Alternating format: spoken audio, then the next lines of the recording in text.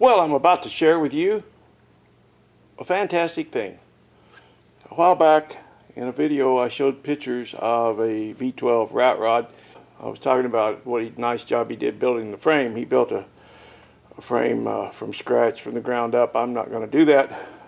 I posted some pictures in the video of his rat rod. Well, yeah, it's a real classy rat rod, I guess. It's got paint on it. But it's black, 1935 GMC. Mine's a 38. I made a comment on the guy's video on his rat rod, or his V12, and he said email me. So I did, and we started emailing back and forth, but what a nice guy. He said, I want your address, I want to send you something. So I gave him my address, and last night, this showed up. He sent me something that he made. He did a run of 250 of these. And he said he thought about doing 500, and it would have been a big mistake because there's just not many guys out there that can use this. Look what he sent me. Check it out. I think that's just fantastic. GMC V12. Get her lined up just ever so. Yeah, not many guys around got one of those, I'll tell you.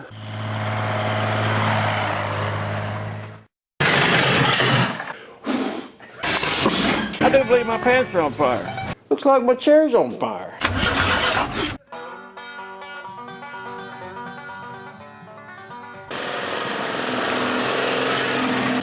Hey, welcome to Rat Rodding. My name's Waylon Wire, and don't ever do what we do here on this channel. Well, I got to get that drum off of there because I'm going to pull the brake, or the wheel cylinders.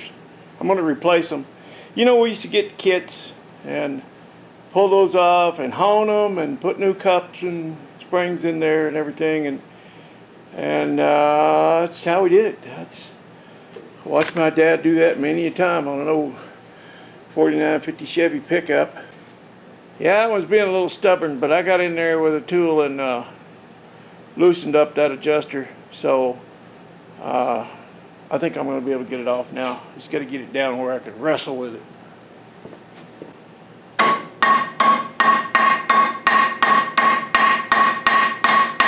It's coming.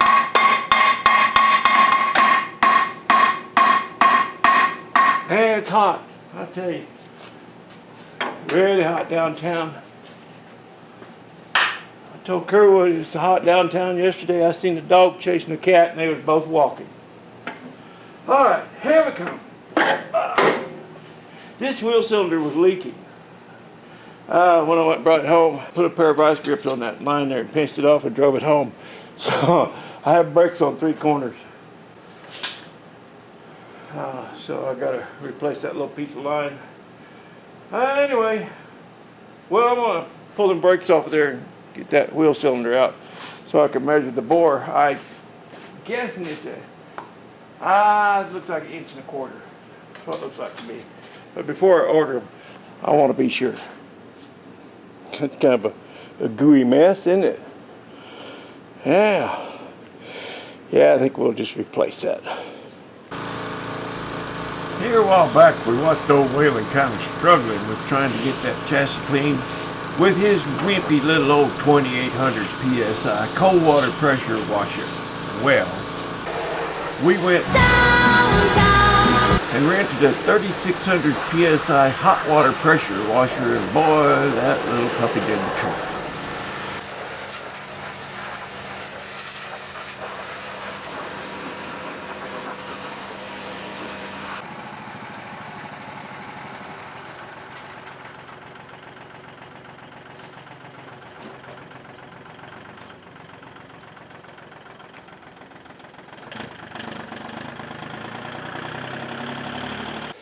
Well, I'm about to roll that chassis back into the shop. You can see my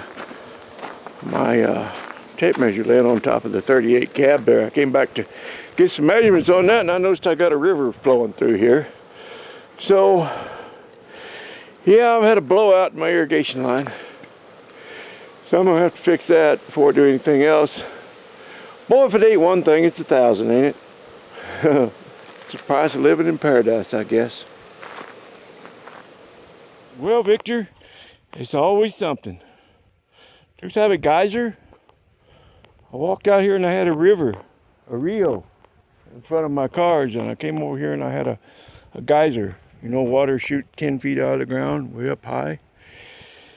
So somebody gonna have to get that shovel and lower the water level a little bit. Get down there and fix it. I don't know who, but somebody gotta fix it. Okay, this is the 1932 Chevrolet Rockabilly, and I'm gonna take it into town and master power for the lights. We got a electric fan, we got an electric water pump, we got a monkey wrench starter.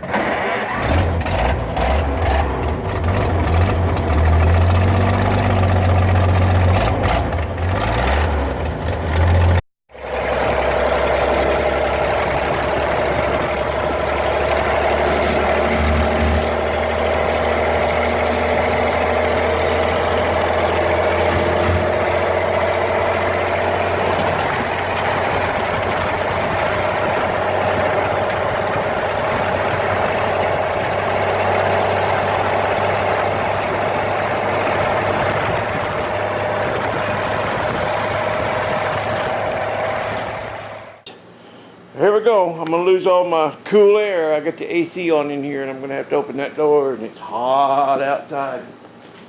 Oh yeah.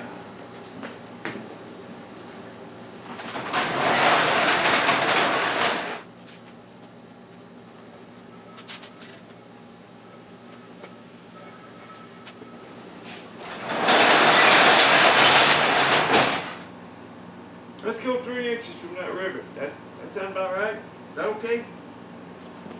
What could possibly go wrong?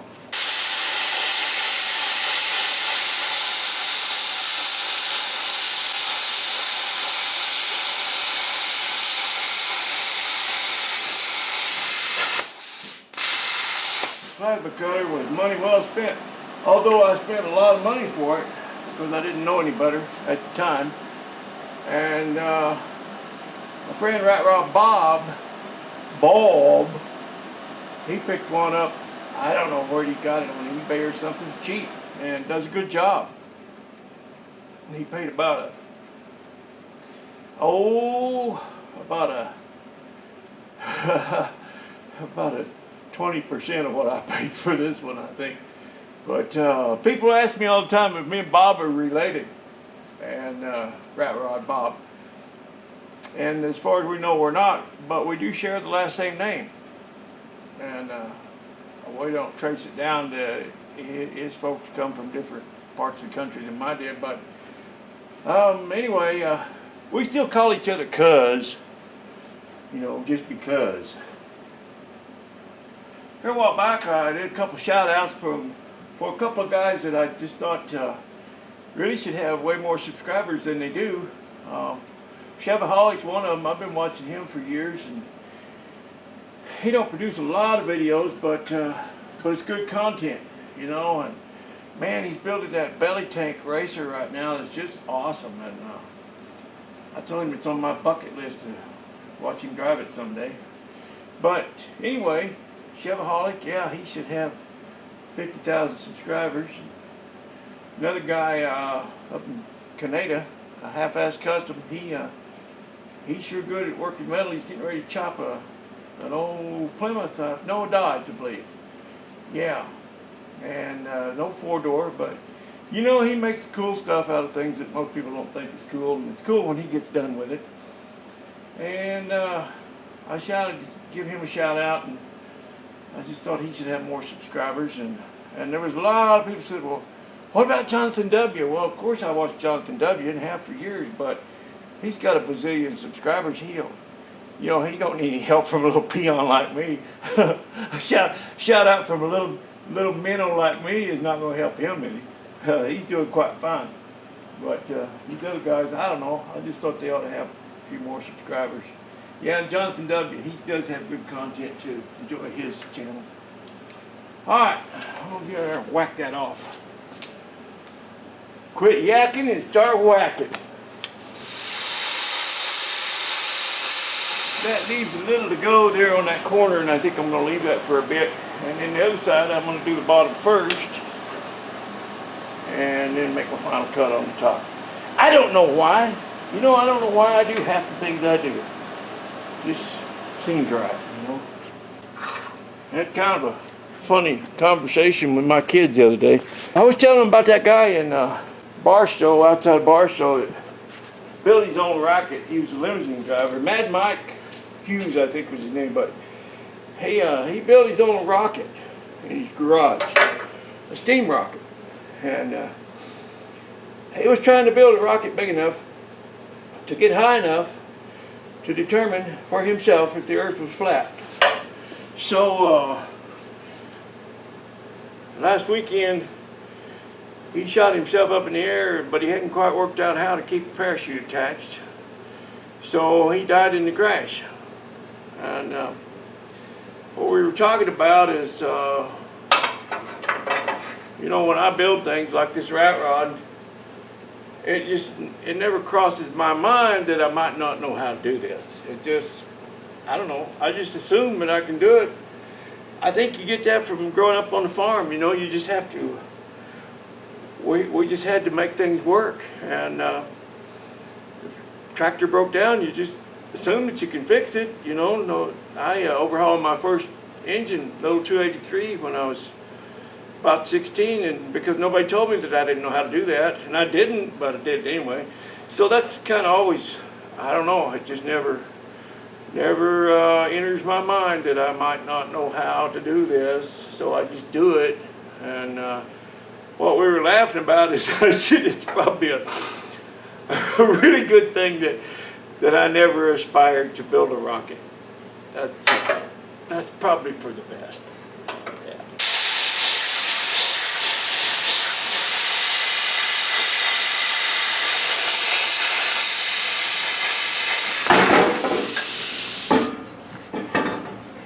Huh. Just a little old gnat whisker holding that on. There we go.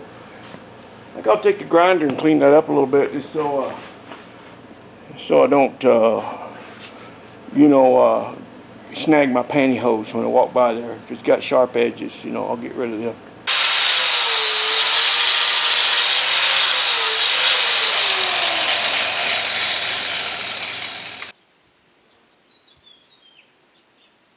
You can trust your car to the man who wears the star, the big, bright Mexico star.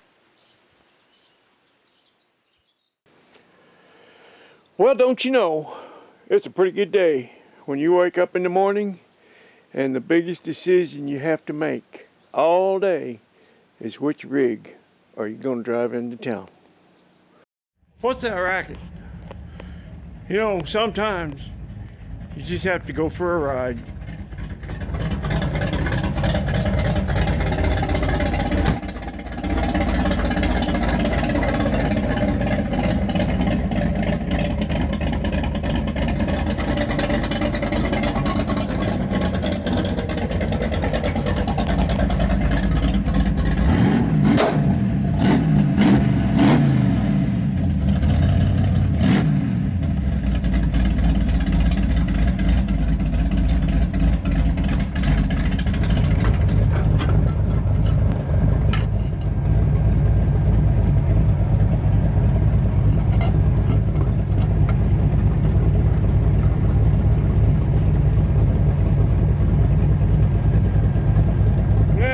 Quarter tank.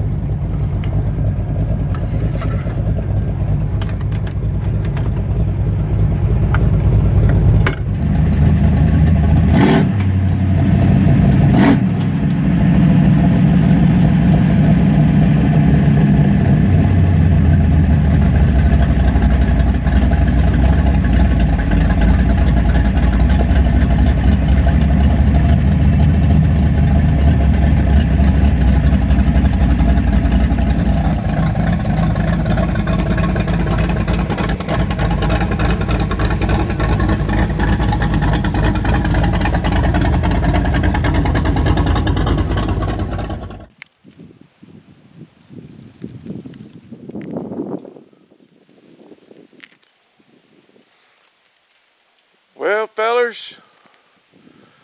I've done it again. Let's go get that car trailer. Alright, let's go drag it home.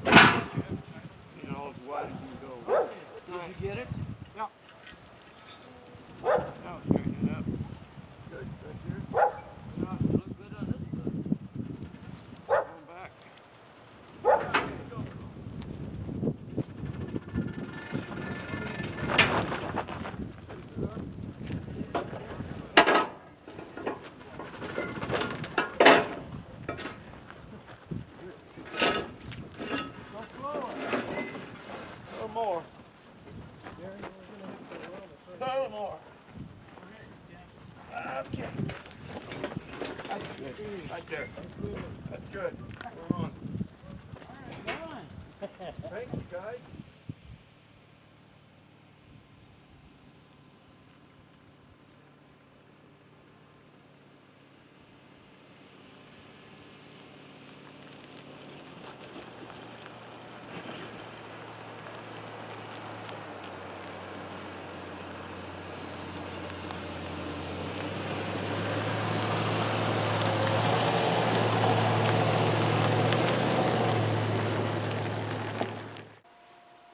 Oh, my head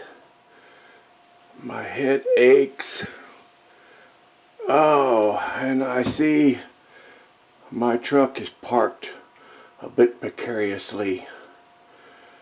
Oh, I went out on the town last night and things got pretty wild and I don't remember much. I'm kind of foggy, but bits and pieces are starting to come back to me, and I do remember that I wound up bringing an old gal home with me, and I probably need to take a look at her and see what she looks like.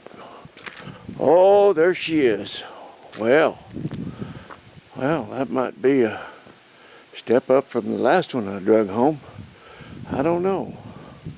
We'll look it over pretty good and here in a minute, but first let's go out and take a look at a few things on the Blue Diamond so we can make some comparisons.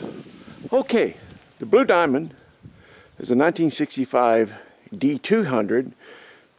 The D200 makes it the 3/4 ton heavy duty model pickup. It's a long box. And it has the 318 poly engine. By the way, this truck is original. It has the original engine. The first thing we notice is the grill is painted, just a painted grill. Nothing fancy about that.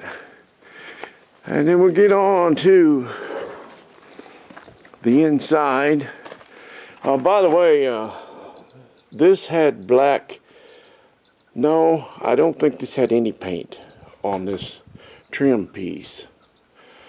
I'm thinking it had no paint at all. I think it was just aluminum. But then I put some black on it, and then my friend painted the barbed wire on it and did the pinstriping. But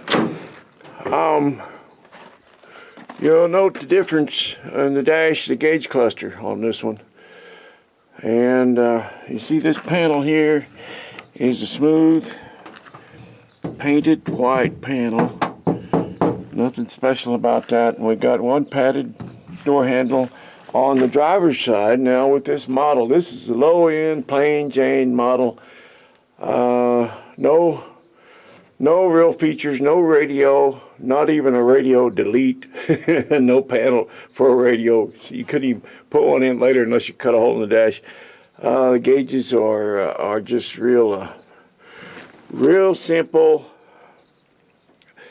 And I was going to mention, in the passenger door doesn't even get a padded handle. Doesn't get or an armrest. A pull handle or an armrest, whatever you want to call it. He doesn't even get one, just the driver. So, real plain Jane, 4-speed, just a utilitarian vehicle. The old black steering wheel, nothing going on there. Does have an ashtray, but lucky to have a heater, I suppose. It does have a heater, pretty good one. But anyway, that's kind of the look of the Dodge, the low end. I don't know what model this is called, or just a D200, I guess. But now, the other one, the one that followed me home last night, is a custom. Now, it's got some upgrades. Let's go take a look. All right, right off the bat, we see we've got a nice shiny grill on this one that the Blue Diamond does not have. I can't believe all the lenses on this truck are good all the way around. And if we look down the side, we see it's nice and straight. The trim is good.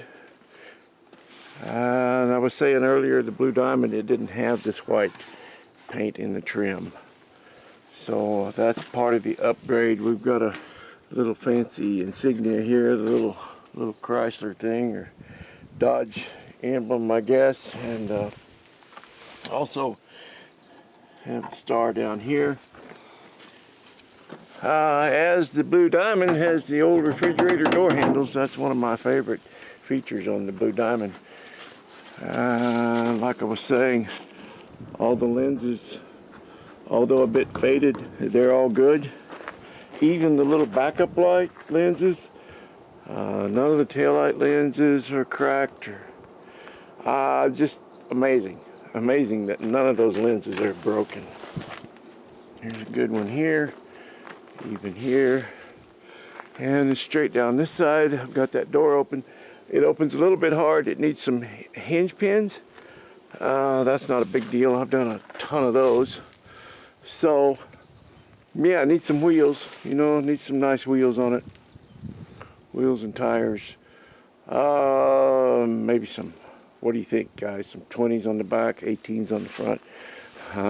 This thing, it's amazing to me. When I went to open this tailgate, I probably can't do it with one hand. I might be able to. No, I need both hands, but this tailgate operates, well, you guys sit there now. You're at a little bit of an angle, but you'll be okay. Tailgate operates as it should. And there again, there's the trim. And I'll put you down again for a second and close this tailgate. I'll show you how it works. It closes just that easy. And there's no cracks in the corner of the metal. The Blue Diamond was cracked up. Actually, the mechanism was so shot in the Blue Diamond, it was so bad, I just welded the tailgate shut on the thing. But nice and straight. And this thing, the floor is good in it. You can see the floor. It's not all beat up. It hasn't hauled a bunch of heavy stuff. The walls, the inner walls, no dents at all. No dings or dents anywhere in the inner wall. This was not a farm truck. Guarantee it was not a farm truck. They did not haul pigs in this truck. So, I'll show you on the inside. This is quite different from the Blue Diamond. You see, this is a custom. This has the custom emblem, and of course this is a D100, making it a half ton, and the Blue Diamond's a D200, 3/4 ton. Now, I talked about that smooth panel, metal panel on the Blue Diamond, and this one has a textured white panel. And also with the upgrade, the custom upgrade, the passenger gets a door handle armrest. Isn't that nice?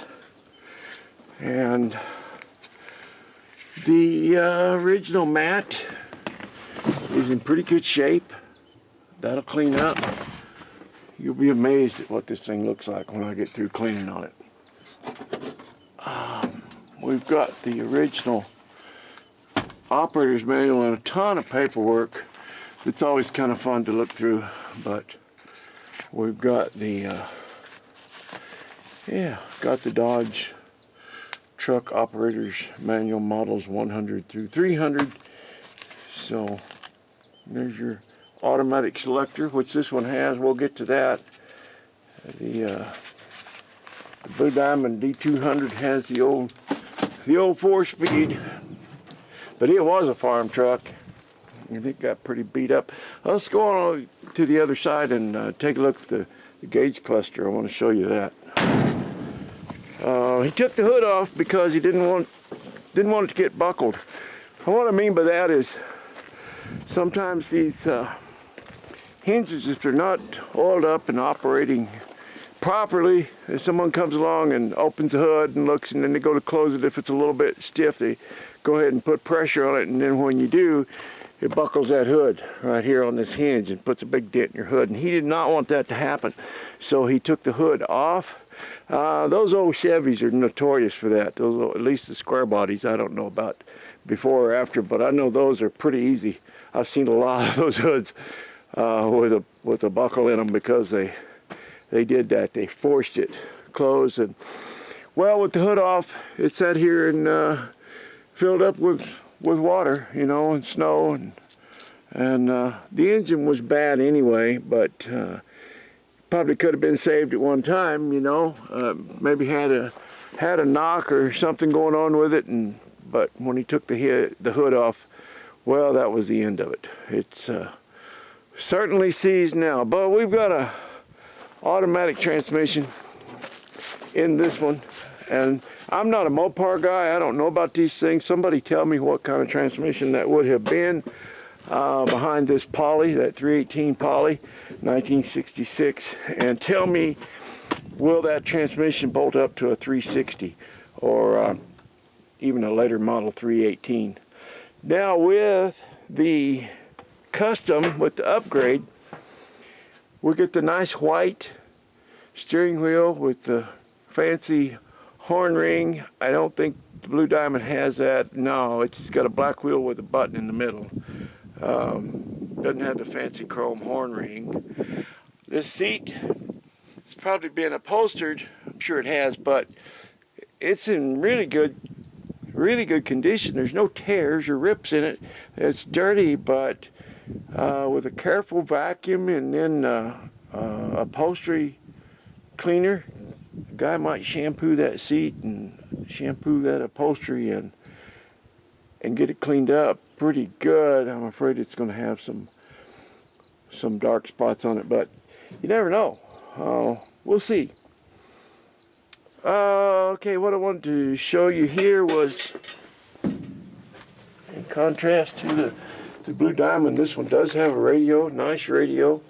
This, with the upgrade, you would have got the automatic, and the selector on the dash here, and it's kind of seized up because, well, I don't know why. I don't know if it's a linkage or, you know, we know the engine's seized, and haven't investigated that.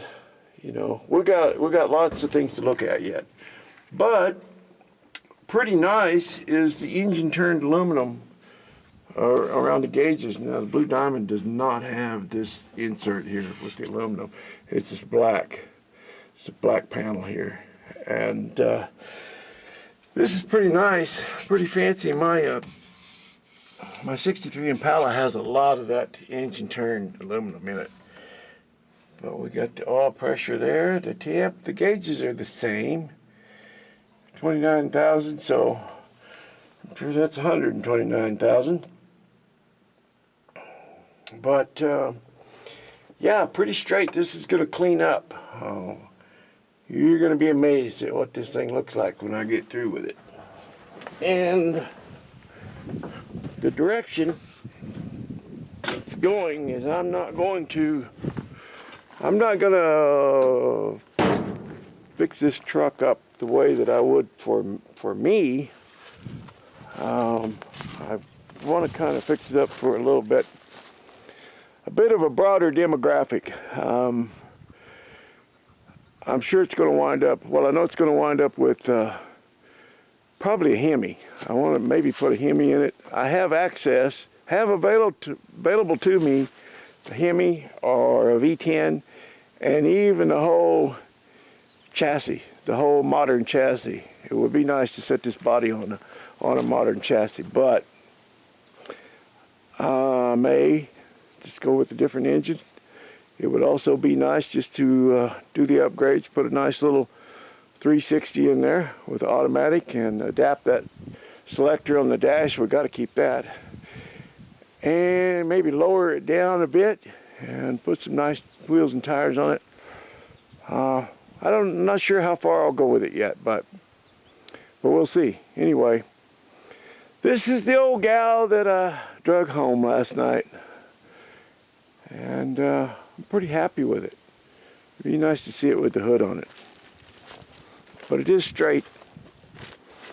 So I guess we've said about all we can say about it. Well, fellas, I reckon that's going to be about it for this time.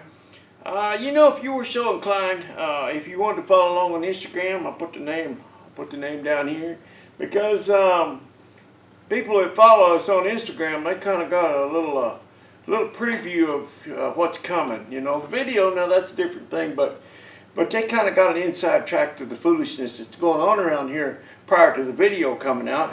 At least they got a little hint as to what's coming. So there's that. And then I wanted to say that probably along about the beginning of next week, there's going to be some crazy things happen to this rolling chassis right here. I mean, some crazy things. So you don't want to miss that. And that's all the more reason to just go ahead and smash that subscribe button. Won't hurt you none and help me quite a bit. So yeah, that's about it. Hey, I appreciate you. See you next time.